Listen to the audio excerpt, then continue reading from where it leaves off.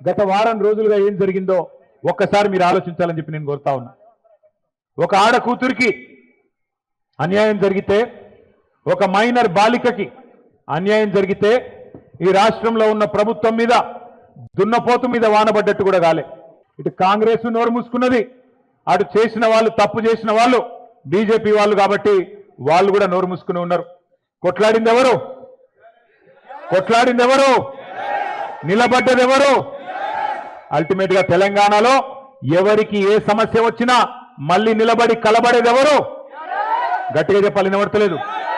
కేసీఆర్ గారి బృందమేనా? కేసీఆర్ దళమేనా?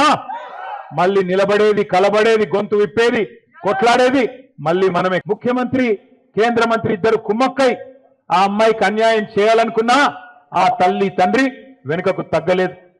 కామాంధుడి చేతిలో విలవిలలాడిన అమ్మాయికి న్యాయం చేయాలని చెప్పి ఆ తల్లి తండ్రి చేసిన పోరాటం, దానికి అండగా మన బీఆర్ఎస్ పార్టీ మహిళల నాయకత్వం, మన బీఆర్ఎస్ పార్టీ మహిళా బృందానికి కూడా గట్టిగా చప్పట్లతో మీరు అభినందనలు చెప్పాలి. ఎక్కడికక్కడ పోరాటాలు చేసి మహిళా కమిషన్, డీజీపీ అంబేద్కర్ గారి దగ్గరికి పోయి మన మహిళా నాయకత్వం మొత్తం కాళికాదేవిలాగా విరుచుకుపడి మరి ఎక్కడి వారక్కడ నిలదీస్తే మన పెద్దలు, మన party general secretary doctor RS Praveen Kumar గారికి కూడా గట్టిగా చప్పట్లతో అభినందనలు చెప్పాల. ఆయన ఒక మాజీ ఐపీఎస్ అధికారి, అన్ని విషయాలు తెలిసినవాడు.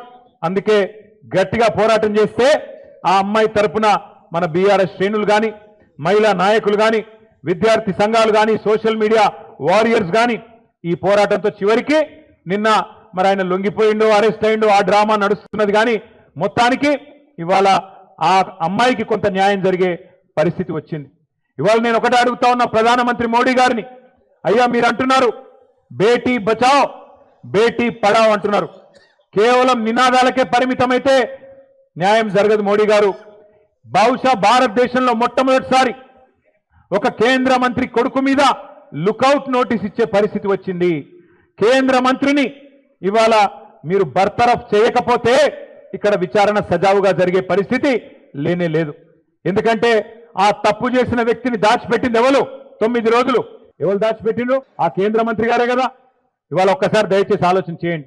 నిజంగా కూడా ఇలాంటి వ్యక్తులు పదవుల్లో కొనసాగుతూ ఉండడం అది తెలంగాణకే కాదు భారతదేశానికి కూడా అవమానకరం. మైనర్ బాలికకు అన్యాయం చేసింది కేంద్ర మంత్రి కొడుకైతే, మైనర్ బాలిక తల్లిదండ్రుల్ని భయభ్రాంతులకు గురి చేసింది స్వయంగా కేంద్ర మంత్రి. ఆయననే పిలిచి బెదిరించి వాళ్లను మరి ఇబ్బంది పెట్టే ప్రయత్నం చేసినారు. ఇంత తీవ్రమైన కేసును నీరుగార్చే ప్రయత్నం చేసింది ఈ రాష్ట్ర ముఖ్యమంత్రి.